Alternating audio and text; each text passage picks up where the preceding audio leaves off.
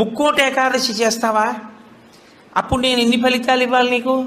23 ఏకాదశుల ఫలితం ఇవ్వాలి. అథవా ఈ ఏకాదశితో కలిపి 24 ఏకాదశుల ఫలితం ఇవ్వాలి.